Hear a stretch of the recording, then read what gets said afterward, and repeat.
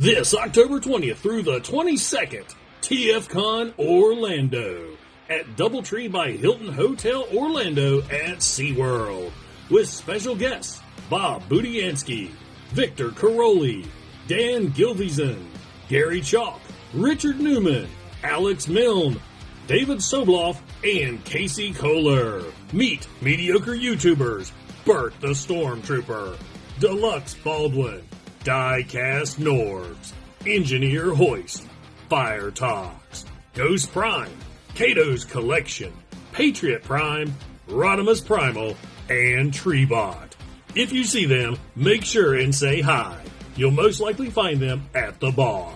That's TFCon Orlando in October. Be there!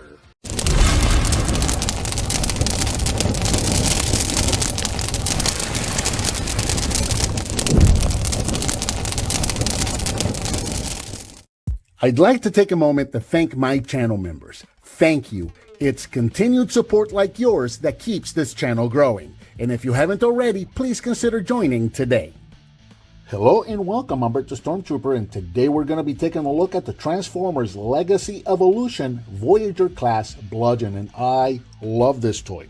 Released in the summer of 2023, it is currently in stores right now as of the time of this recording.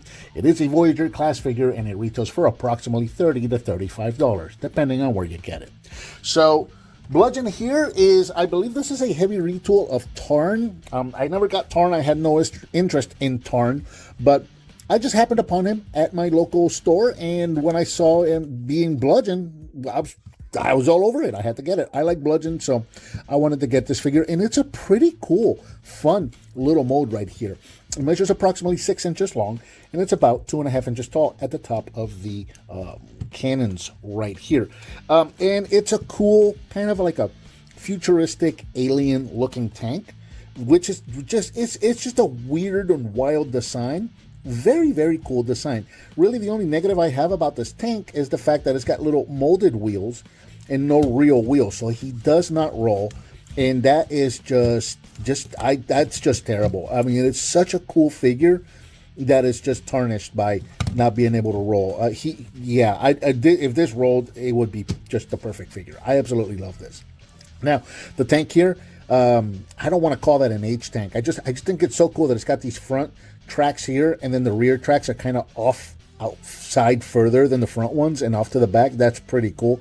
You can see the figure's fists, which is unfortunate, but you do have cannons here in the front which are articulated. You can move these, I guess laser guns you could call those, I don't know, but you can move them side to side. You've got this dual cannon up here at the top, which you can also rotate. It'll go all the way around, I think. Yeah, it'll go all the way around, and then the cannons themselves, they're just pegged in to that piece right there, so you can move these up and down as far as it'll let you. You can also kind of move these around if you want to put them a little further towards the front.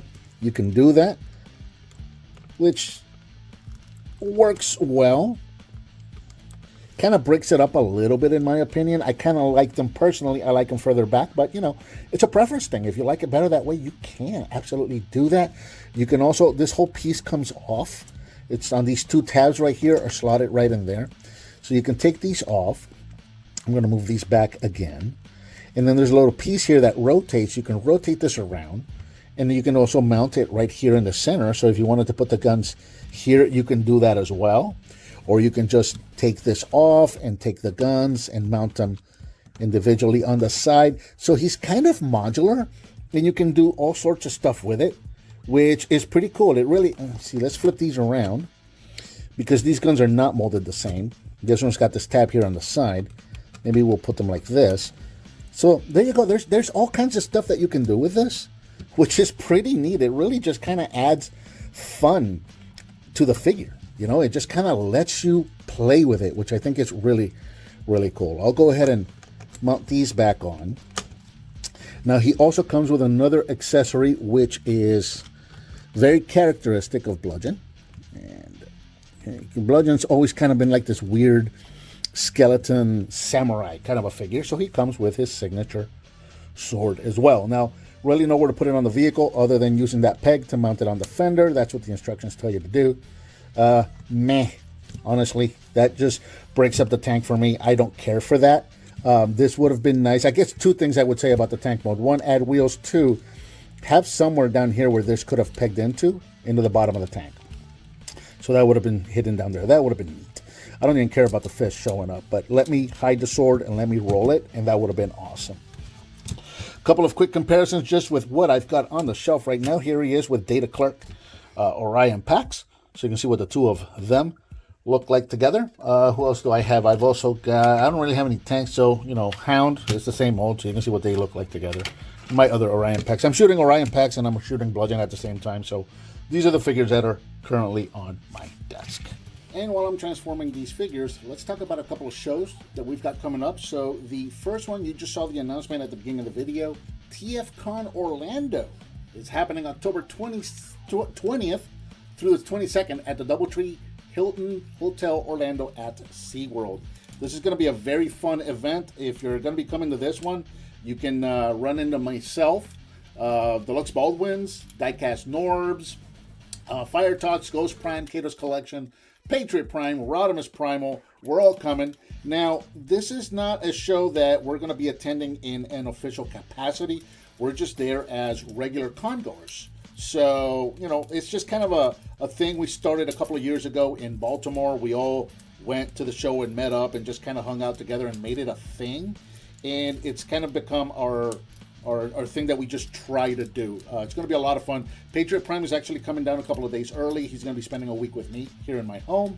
So we're just going to be hanging out, and I'll be introducing him to Florida and doing fun stuff like that. So, yeah, we're going to be at the show, TFCon Orlando 2023, October 20th through the 22nd, the DoubleTree by Hilton Hotel Orlando at SeaWorld. If you see us, come up and say hi. You know, introduce yourself, let us know who you are, come and talk to us. It'll be a lot of fun. The other show that I want to talk about, this show I am going to in an official capacity, and that's going to be Free Play Florida, which is happening November 17th through the 19th at the RP Funding Center in Lakeland, Florida. This is my annual gaming convention. I love this show. I cannot tell you how much I love this show. So what this show is basically put together by a bunch of people like myself who are private owners, collectors of old arcade machines. We like to collect and restore them. And so we basically put together the largest arcade in Florida for an entire weekend. The show is called Free Play, so you don't need any quarters. Once you pay to get in, once you're in, that's it. No more quarters. You find a game that you want to play. If nobody's playing it, walk up, hit the button, and start playing it. Free Play Florida. We've also got, besides having, you know, the largest arcade in Florida for a weekend, there's also going to be shows. There's going to be concerts. There's going to be panels, world record setting events. Every year there's somebody there setting a world record in a video game, which is it's intense. It's a lot of fun to watch. So that's going to be Free Play Florida, November 17th through the 19th at the RP Funding Center in Lakeland, Florida. I'm going to finish transforming these, and we'll get back to the reviews.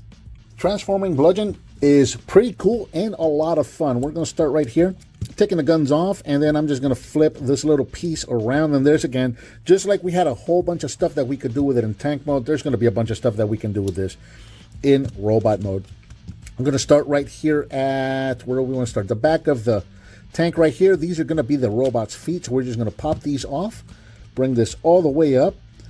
We can straighten out the feet and just kind of leave that there for now. We're going to take the arms right here. We're going to start with these black pieces right here. We're going to take this little piece down here and unclip that. Take this entire half of this thread, tank thread, and there's a tab in a slot right there. Just flip this over, tab that into place, close this up. This is going to allow you to untab the arm from there. You can see it's kind of at an angle right here, so we're just going to untab the forearm from the thigh, straighten this out, and then this green piece right here is going to flip up and over all the way to the other side right there.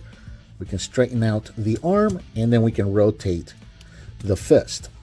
So there's that arm done. We'll do the same thing over here. Flip this little black piece out, flip the entire thread up and over, tab it into place, and close this up right there. Untab the arm and straighten it out. Take the little green piece right here, flip it up and over, straighten out the arm, and then rotate the fist. There you go. We can go ahead and take the legs and straighten these out, and these are going to snap into place like that. So the knees are going to kind of, if you notice for transformation, the knees kind of come out. So you're going to want to take this and press it in like that. So the legs are done. So the legs are, yeah, pretty much all done right there. So we're going to come up here. There's a little green piece where these two guns are at. We're going to pull this up. This is pegged in. There's a little peg right there that goes into that little port right in there. So we're just going to bring this up and over and just kind of angle it up so that it's out of our way. We're going to take the front of the tank right here. We're going to start bringing this down, and as we do, we're going to push the head up as well out of this little chamber right there. And we're only going to bring it down about halfway. We're going to take these front treads right here, and we're going to start rotating these around. And now we're kind of rotating everything at once. So we're rotating the treads down, and as we do that, we're also bringing this piece down. Once we get the treads all the way down like that, these are going to squeeze in. And there's slots right in there and tabs on the front of that little cow catcher kind of a thing. So that's going to get the chest to tab in right there. We can bring the arms down. We can bring the head all the way up. Finally, we're going to take this green piece back here. We're going to rotate this around and bring it up and over. Again, we've got tabs that are going to go in the slots on the tank treads right there. And just tab that into place. Line it up. There you go. And then these guns are going to come up and over. And there we have Bludgeon in his robot mode. And the robot mode stands approximately 6.5 inches tall, 7 if you want to go to the top of these little guns right there. Pretty cool looking figure. Very skinny though. It's one of those where it feels like it's a Voyager class because they say it's a Voyager class. Because I really in hand and feels more like a deluxe to me just because of how thin he is. You know, he just kind of folds into that tank mode. But he does make a pretty cool tank, and he does make a pretty good robot and a good representation of Bludgeon, I think. You know, just this is my opinion. Coming in closer, you can see the head sculpt. That is just Bludgeon head sculpt right there. He does have, no, he doesn't. I thought he had light piping. That's paint. Here, this whole time I thought I was light piping. That's pretty impressive for paint, that it looks that bright. That's pretty cool. And it's easy to mistake because he does have translucent orange here on the chest. So, yeah, it's pretty neat. He looks really good. Again, going all the way around, pretty solid robot. Really no hollow spots to speak of other than the back of the feet right here, which isn't really that big of a deal. And we do have some hollowness in the arms, but they do a good job of covering that up with those panels right there. That's one of those things where they could have just left this panel molded there because that's where it goes in tank mode, and they could have just made this all one piece and left it like that. They went the extra step to add that rotation there to cover up that hollowness. So that is appreciated. That's actually pretty good on Hasbro's part. Articulation-wise, the head is on this kind of this hinge for the transformation, but it's also on a ball joint, so he can go up and down. Inquisitive tilting, turn all the way around. Shoulders can go forward and backwards all the way around, and then they can also move out on that hinge right there. Rotation at the elbow, bend at the elbow, rotation at the wrist, and the fingers can also open. They're all on one piece on one hinge, but the fingers open, which is pretty cool. Rotation at the waist. The legs can go forward that far. They can go back that far. In and out. And I just popped something. There you go. In and out that far. Rotation at the thigh. Bend at the knee. A little more than a 90. And then, of course, the ankles can move up and down. And he's also got ankle tilts for those wide stances. So fairly well articulated figure. Now, of course, we've got these guns here. We can plug them into the back of it. This is the Evo Fusion kind of a thing. So it tells you can do that to make some kind of a long rifle. It's a thing you can do if you want. Again, you can do all sorts of stuff with these. You can peg them into his forearms right there for nice pegging options, if that's the kind of thing that you're into. You can also mount these. Probably my preferred way is to mount these the same way that I had them in the tank mode. And then there are two holes here on his forearm, so you can mount it on either one of these. and just kind of give him that arm-mounted cannon, very Megatron-ish kind of a thing. I like it for Bludgeon as well. I think that looks pretty good. So that's another option that you have.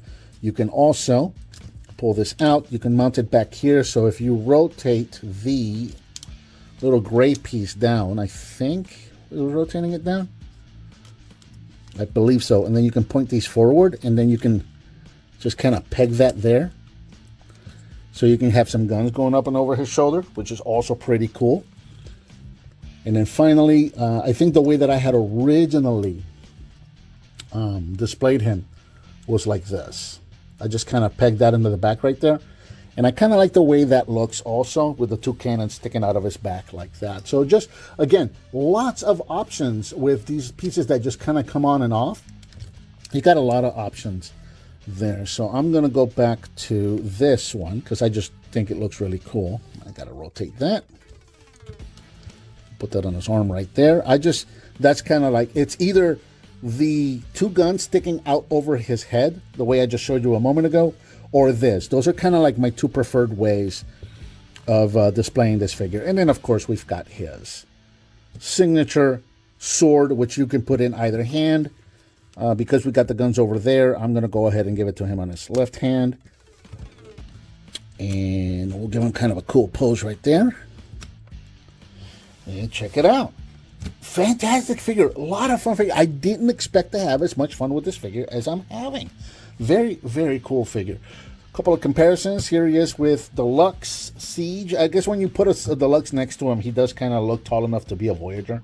There he is with Siege Hound, so you can see what the two of them look like together. I've got my G1 Optimus Prime here in case that the squirrels need feeding. I have always got him around for that. Who else do we have? We got Studio Series Bumblebee here. Let's take a look at that. So, yeah, just with what I have available on my desk, Bludgeon is looking pretty tall. Looking like a nice size figure right there. Very cool figure. Found this.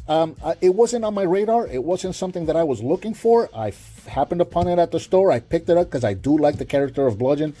And yeah, I've had a lot of fun with this character and with this mold. This is a fun toy. So if you see it out there, check it out because it's totally worth it. And I think that about does it for the Transformers Legacy Evolution Voyager class Bludgeon. What did you think of this figure? Let me know down in the comments. Thank you so much for watching, and I'll talk to you next time.